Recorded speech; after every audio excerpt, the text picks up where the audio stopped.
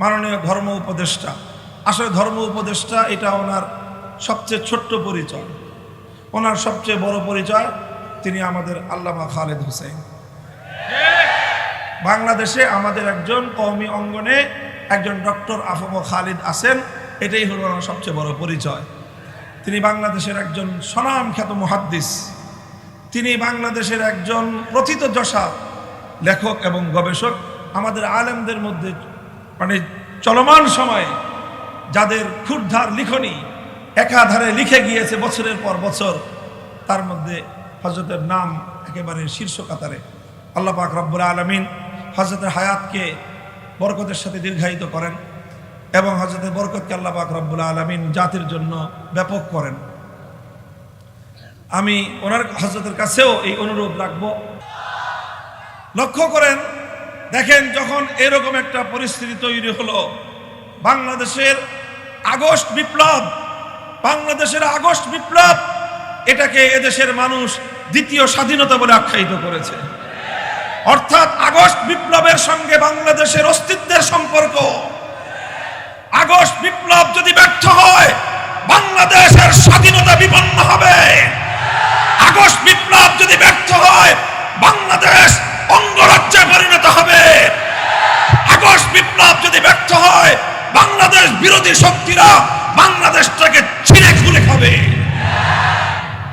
এই জন্য আগস্ট বিপ্লবের পর এদেশের আলেম সমাজ খুবই চৌকান্না সচেতন যে আমাদের এমন কিছু করা সমীচীন হবে না যে কারণে দেশের বর্তমান যে একটা পরিস্থিতি, খুবই বর্তমান একটা অস্বাভাবিক এবং একটা সাময়িক একটা সরকার ব্যবস্থার মধ্য দিয়ে বাংলাদেশকে অতিক্রম করতে হচ্ছে।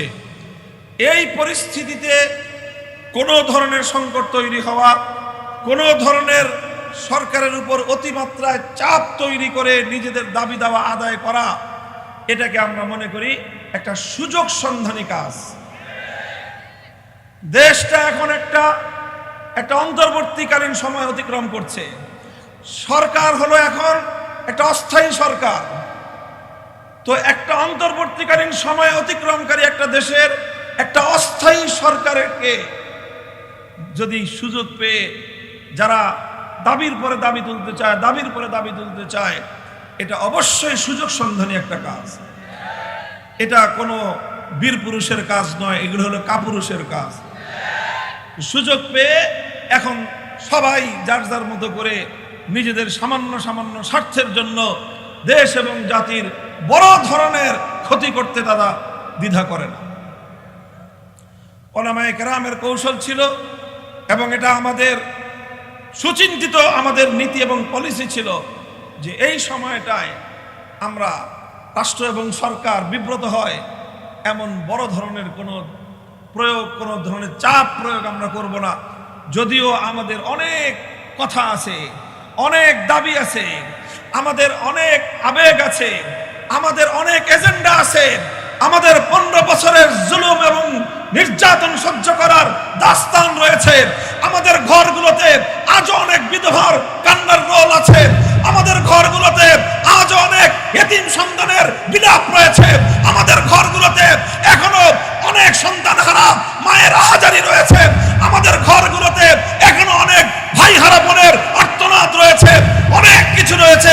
সব কষ্ট বুকে চাপা দিয়ে আমরা শুধুমাত্র দেশ, জাতি এবং ইসলামের স্বার্থে এই সময়টাকে সুযোগ সন্ধানী হিসেবে আমরা ব্যবহার করতে চাই না।